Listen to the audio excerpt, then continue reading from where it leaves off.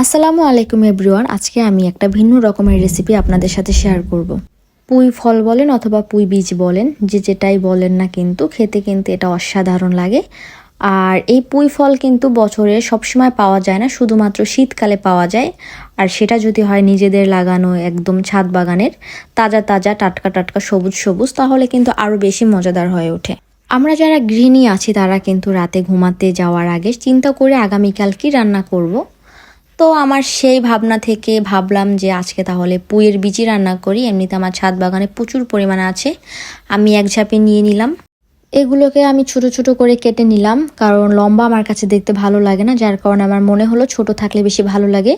আর যে সমস্ত আপুরা একদমই রান্না জানো না, মায়ের কাছ থেকে দূরে থাকো, হোস্টেলে থাকো, ইজি লাইফ যাদের, তারা কিন্তু চাইলে খুব ইজিলি আমার চ্যানেলের রান্না দেখে খুব সহজেই রান্না করতে পারো, তোমাদের অনেক সুবিধা হবে।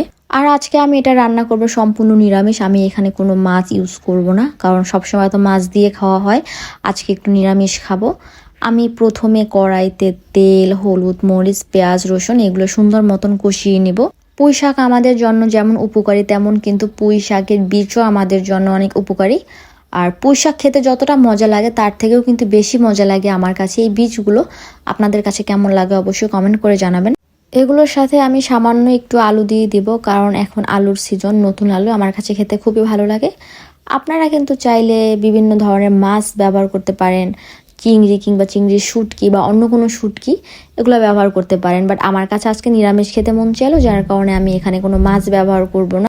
এছাড়াও বছরে শুধু শীতকালে আমি মাছ এবং মাংস একটু স্কিপ করে চলি, বিকজ এই সময় প্রচুর পরিমাণে সবজি পাওয়া যায়, যা বছরে অন্যান্য সময় পাওয়া যায় না, কিংবা পাওয়া গেলেও দাম প্রচণ্ড বেশি।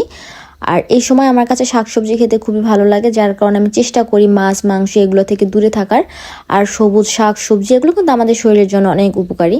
আর শীতকালের যেটা প্রাণ সেটা হচ্ছে ধনিয়া পাতা। এখানে ধনিয়া পাতা না দিলেই নয়, আমি একটু ধনিয়া পাতা দিয়ে দেবো।